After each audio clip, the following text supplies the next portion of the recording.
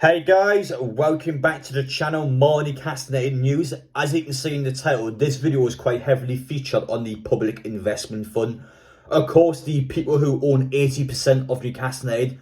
1 year ago now, they came with Amanda Staveley, came with the Reuben brothers, and they saved our football club. They saved our club from the previous ownership who didn't care about this football club.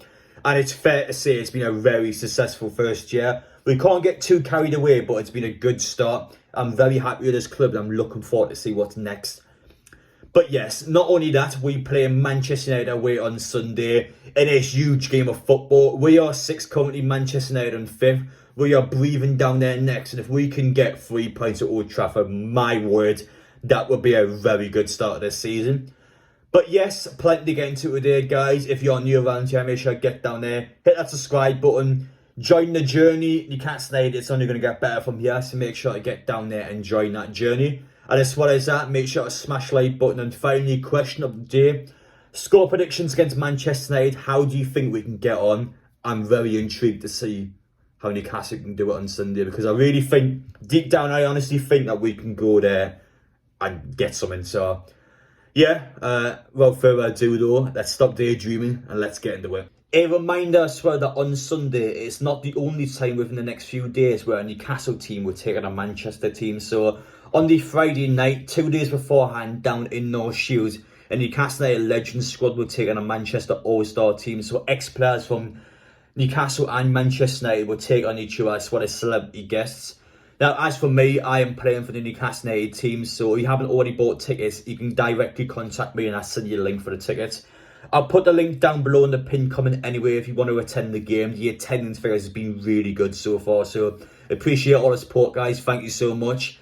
Again, a lot of the money will go towards the food bank, so it goes to a great cause. That's why it's been done in the first place, to get money going to the food bank, especially in December times. I said in my previous video that it can get quite hectic, so it's really important that people get fed this Christmas. So yeah, it's a great event. Obviously, Peter Beardsley, he is the captain of the Newcastle United Legends team. I'll be playing under his wing. Listen, we're going to win the game. What am I going to say? We're going to win on Friday and we're going to win on Sunday. So there you go. Make sure I get involved if you can make it on Friday night.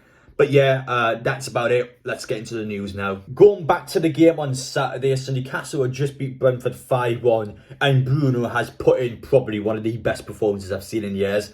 He is easily the best player I've seen play for Newcastle United since 2012. He is unbelievable.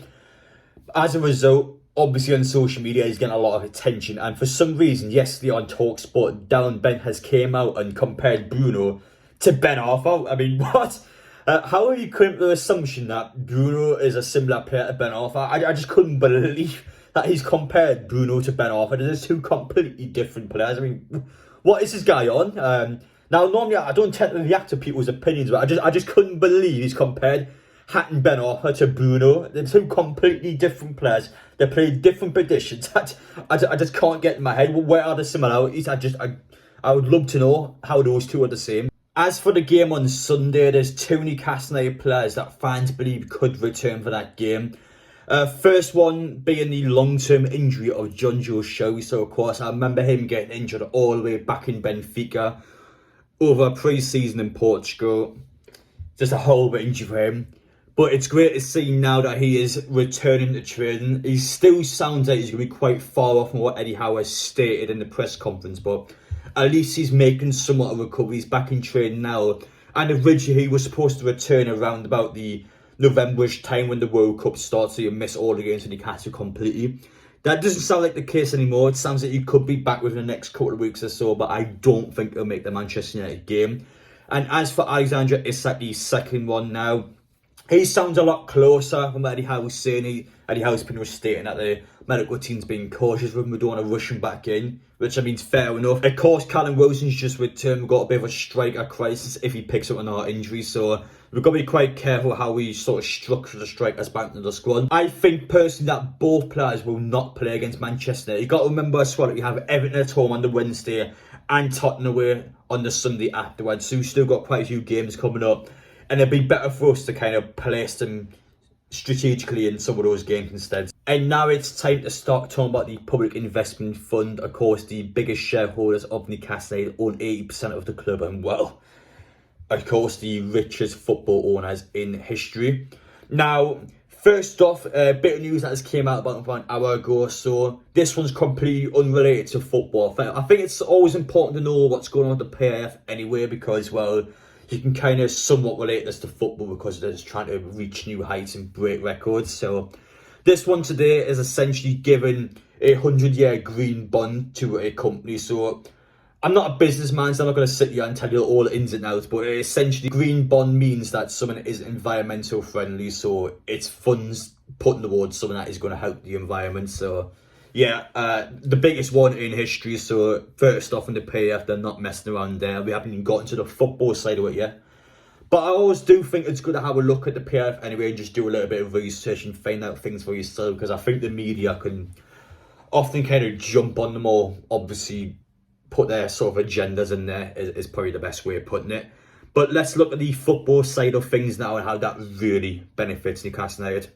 As for the big announcement now from this Saudi Arabia PF, so you see it in the title, over £2 billion spent on football sponsorship deals. So according to the Financial Times, this is just in 2022, the first 8 months of the year, the PF has spent £2.1 billion on football sponsorship deals. And just how huge is this for Newcastle? Well, at this moment in time, that £2 billion, none of this goes to Newcastle. This isn't our sponsorship deals, but it gives a very clear indication, and it's also big evidence that Newcastle's sponsor next season is going to be huge. So let's get a bit more detail about this one. So pretty much the Saudi Arabia League itself, so the PF has a sponsor that sponsors the league, a 5-year sponsorship deal for that league, and wow, you've seen there the amount of money they're willing to spend. Now, as for our current sponsors for the year, they are going next season, which means there's a brand new sponsor ready to come in. You would think behind the scenes now they are planning on who that sponsor is going to be. We already saw this season Newcastle have a new Saudi Arabia sponsor with Noon as the shirt sleeve sponsor. So pretty much that's the Saudi Arabia equivalent of Amazon. So a very big company over in Saudi Arabia. It's huge to the club. As for the Saudi Arabia Football League sponsor, I said before, it's Rosen, which is essentially like a house estate. So again, these are pretty big sponsors to get in. When you have that sort of cash at your disposal, they only cast there. Trust me, they will inflate cash at this club next season like no tomorrow. We will have a lot of money to spend, you would imagine. Now, personally for me, I'm not too sure on exactly what sponsor it would be yet, but chances are, well, it's obviously going to be a Saudi Arabia sponsor. That's 100%. It just will be. It might be an airline. It might be a golf course. My cat is currently trying to eat my charger. No, off. No, get off. Yes, as I was saying there, though, it's probably going to be the likes of an airline, a golf course. Of course, we get a lot of contacts from that coming into the club now.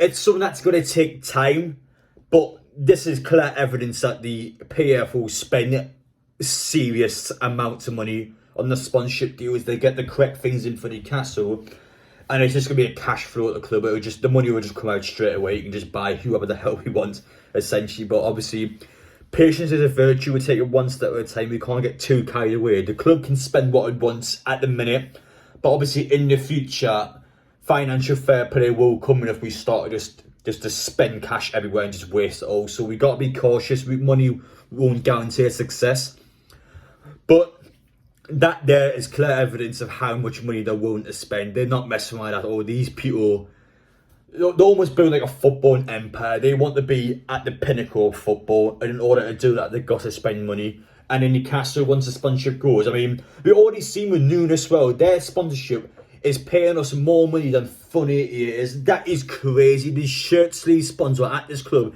is paying us more money than the actual sponsor at the club. It's just mental. And these things are only going to get better over time. It's something like I'm daydreaming now, like this is going to happen, but this thing will happen. It's going to take time. Next season, it will just come in, just out of nowhere, just like that. It will come in. And Newcastle are getting a lot closer to Saudi Arabia now. We're returning there, of course, when the World Cup's on for a pre-season tour almost.